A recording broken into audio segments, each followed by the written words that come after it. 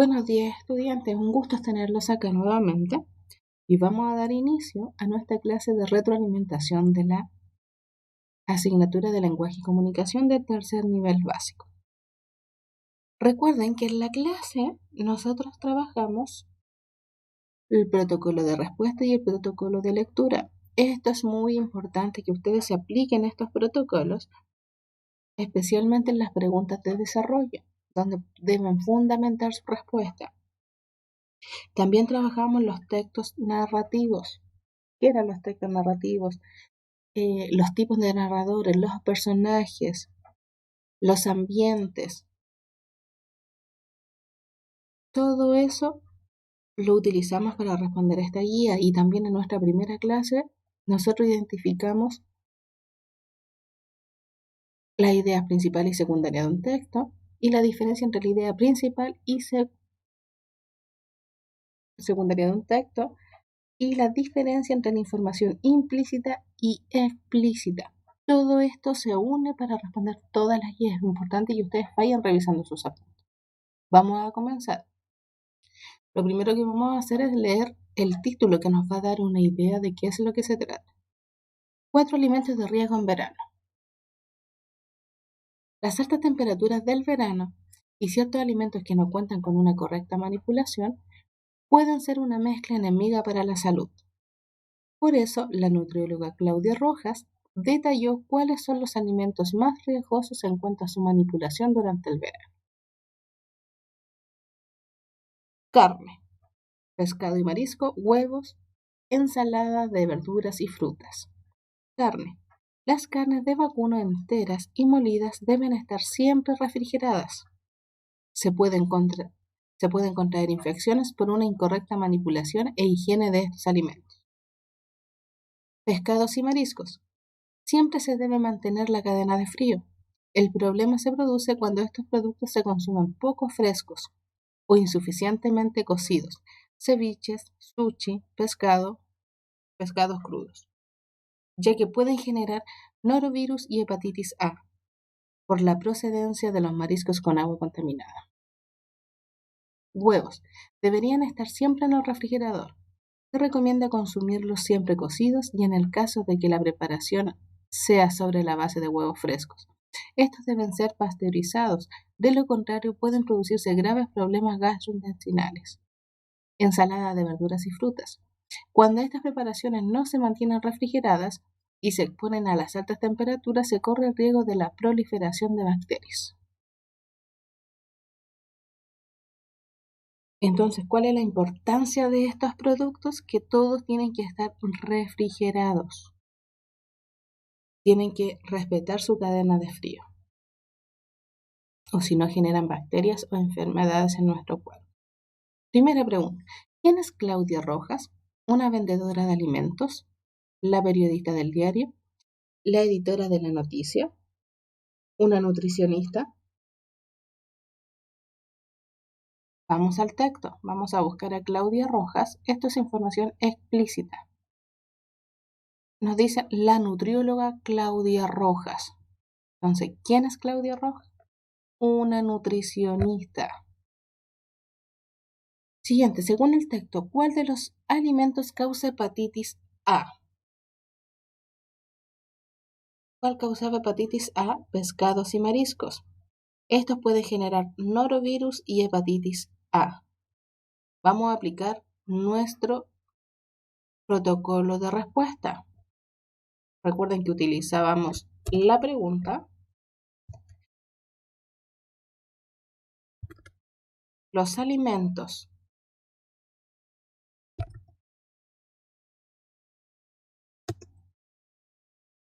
que causan hepatitis A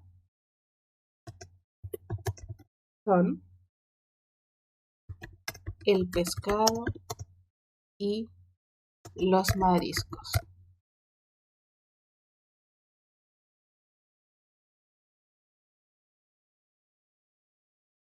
Ahí estaría nuestra respuesta correcta.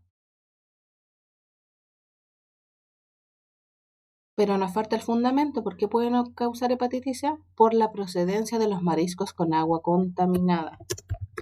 Por la procedencia de los mariscos con agua contaminada. Y ahí estaría mi respuesta completa. Me dice fundamenta con información del texto. ¿Qué pasa si yo coloco cuáles son los alimentos con causa de hepatitis A? Pescado y marisco. Eso me lo van a tomar incorrecto, eso está malo porque me dice fundamente con información del texto. Ahí utilizamos el protocolo de respuesta, utilizamos la parte de la pregunta, información, la respuesta más nuestro fundamento con información del texto. Seguimos.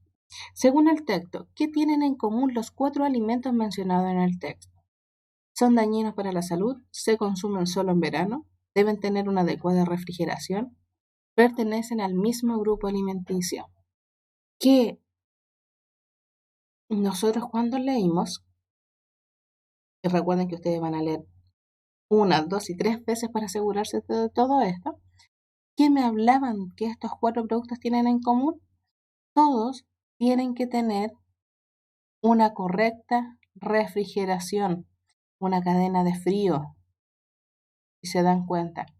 Entonces, nuestra respuesta va a ser, deben tener una adecuada refrigeración. Todo esto es información que nosotros hemos ido sacando del texto. Siguiente, la número 4. Lea la oración. Las altas temperaturas del verano y ciertos alimentos que no cuentan con una correcta manipulación pueden ser una mezcla enemiga para la salud. ¿Qué significado tiene la palabra mezcla? ¿Qué significado tiene esta palabra en la oración? Las altas temperaturas del verano y ciertos alimentos que no cuentan con una correcta manipulación pueden ser una mezcla enemiga para la salud. Preparación, combinación, porción o medida. Veamos, preparación, ¿cuál es el significado? Es el arreglo de las cosas necesarias para realizar algo. No me suena mezcla. Combinación. El significado de combinación es una mezcla o unión de personas o cosas distintas que componen un todo. Porción, parte de una cosa que ha sido separada. Y medida, acción de medir. Claramente es combinación por su definición, ya que la combinación es mezcla o unión de personas o cosas distintas que componen un todo. 5. ¿Cuándo se vuelven más riesgosos los alimentos mencionados en el texto? ¿Cuándo han sido mal manipulados? ¿Cuando no son hervidos durante su preparación o durante el invierno? Era cuando han sido mal manipulados. Y la última de este texto, ¿por qué la información del texto es importante para las personas? Fundamente y escriba su respuesta. ¿Por qué esta información es importante para las personas? Esta información es importante para las personas porque así se previenen enfermedades. Listo, utilicé parte de la pregunta y fundamenté mi respuesta. ¿Pueden haber más respuestas correctas acá? Sí, recuerden utilizar el protocolo de respuesta.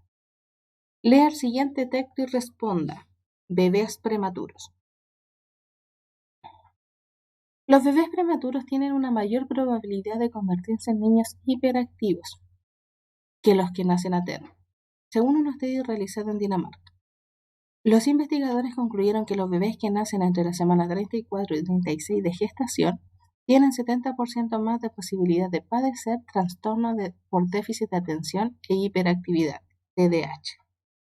Una de las causas más frecuentes del problema escolar y social en la infancia, de acuerdo a los resultados del estudio publicado en las revistas especializadas Archive of Design in Childhood Los niños nacidos con menos de 34 semanas tienen un riesgo de 3 veces mayor de contraer el TDAH. Entonces, según esta información, en este momento ustedes lo están leyendo nuevamente para poder estar claro con la información. ¿Cuál es el tema del texto? Un estudio en Dinamarca, problemas de la infancia, niños enfermos, problemas escolares y sociales de los infantes, bebés prematuros y TDAH. ¿Cuál es el tema? No están hablando de bebés prematuros que pueden convertirse en niños hiperactivos. Y esto era el TDAH. Entonces, ¿de qué se trata el texto? ¿Cuál es el tema? La alternativa E. 8. ¿Cuál es el título más adecuado para el texto? ¿Cuál creen ustedes? ¿Hiperactividad? ¿Estamos hablando solo de hiperactividad? No. Un estudio interesante. ¿Sí? Recuerdan que el título nos da luces de qué es lo que se va a tratar el texto. ¿Bebés prematuros? ¿Gestación incompleta? ¿O bebés prematuros y niños hiperactivos? Ahí ya nos están comentando, nos están dando luces de qué es lo que se va a tratar todo el texto. La número 9. ¿Qué clase de progresión temática presenta el texto? ¿Mixta, compleja, continua, variada? Variada. Recordemos que la progresión temática es el mecanismo por el que se dosifica y organiza el desarrollo de la información de un texto. Entonces, esto claramente es variada. Número 10. ¿Qué clase de texto es según la ubicación de la idea principal? Es la alternativa A, analizante. La siguiente. Es una idea incompatible con el texto. ¿Cuál de lo que está aquí es una idea incompatible con el texto? Los bebés prematuros podrían tener problemas escolares. Vamos a ver. Busquemos en el texto si nos hablan de esa información. Fíjense aquí. Una de las causas más frecuentes de problemas escolares y sociales en la infancia. Entonces eso sí tiene que ver con el texto. Recordemos que estamos buscando una idea incompatible. El 30% de los bebés prematuros no tendrán ningún tipo de problemas. Veamos.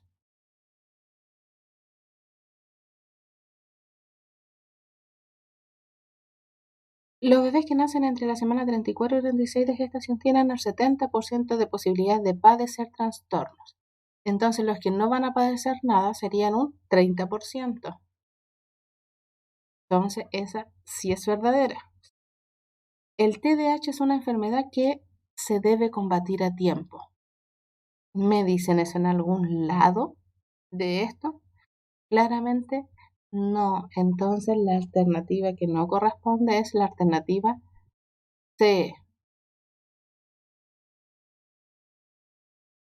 De acuerdo al texto se deduce que, la número 12, el 70% de los bebés prematuros nacen entre las 34 y 36 semanas. Los bebés que nacen después de un embarazo normal probablemente no padecerán TDAH. El 30% de los bebés prematuros tendrán 3 veces más riesgo que los demás. Y los niños con TDAH tienen un bajo coeficiente intelectual. ¿Qué podemos deducir, interpretar del texto?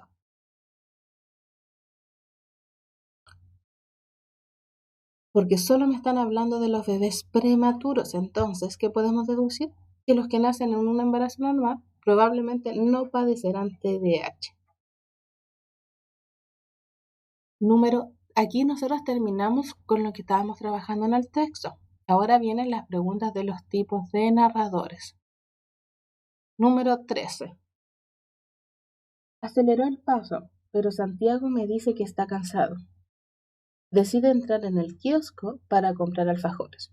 ¿Qué tipo de narrador se presenta en el siguiente texto? Testigo, omnisciente, protagonista de conocimiento relativo. Claramente este es un narrador protagonista porque está relatando su propia vivencia y es parte del relato. Entonces la alternativa C. Acelera el paso, pero Santiago, ahí me está diciendo que él empezó a caminar más rápido, pero Santiago me dice que está cansado. Decido entrar en el kiosco para comprar alfajores. Protagonista. 14. La madre, ante el milagroso espectáculo, no pudo ni gritar. Se quedó asombrada viendo volar hacia las llamas del ocaso aquel indecible. Y cuando, más tarde, el ángel volvió al jardín por ella, la buena mujer estaba aún en éxtasis, el ángel caído. Del siguiente texto se puede inferir que usa la tercera persona gramatical, conoce lo que piensa y siente el personaje, está presente en el lugar que ocurre el relato. ¿Cuál de esas se puede inferir de lo que está en el texto que acabamos de leer? Primero vamos a identificar el tipo de narrador. Si nosotros leemos ese párrafo, estamos hablando de un tipo de narrador omnisciente, ya que éste no forma parte del relato. Entonces, ¿cuál de esas opciones nos dice que no está formando parte del relato? Usa la tercera persona gramatical. Sí.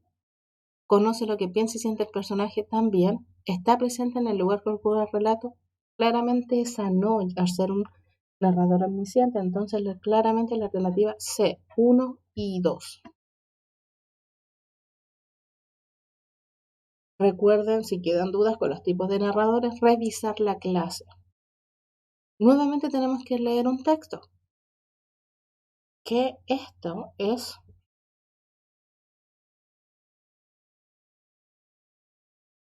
más bien como un afiche, no es un texto como los anteriores. ¿Qué me dice? Salud laboral, oficina verde.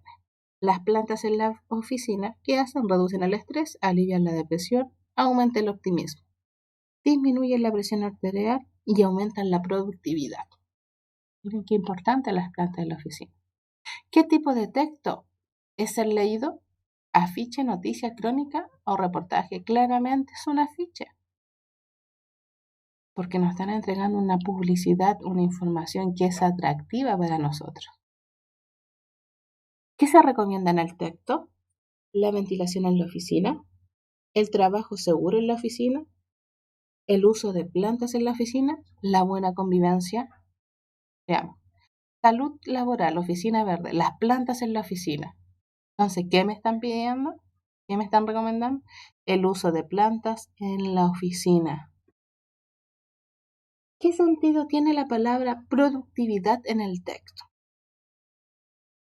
Disminuye la presión arterial y aumenta la productividad de la gente de la oficina. La productividad entonces comercial, obtención, fabricación o rendimiento. Claramente estamos hablando sobre el rendimiento de los trabajadores, que mientras más cómodos estén, van a producir más en su trabajo, van a rendir mejor. Según el texto, ¿qué aumentan las plantas? El estrés, la depresión, el optimismo o la presión arterial. ¿Qué aumentan las plantas? Reducen el estrés, alivian la depresión, disminuyen la presión arterial, aumenta el optimismo y aumenta la productividad. Entonces, ¿qué aumentan las plantas? El optimismo, si se dan cuenta, es solo información que estaba en ese afiche, en la información que estamos adelante. Espero que les haya quedado claro. Si tienen alguna duda, recuerden revisar la clase anterior, revisar todos sus apuntes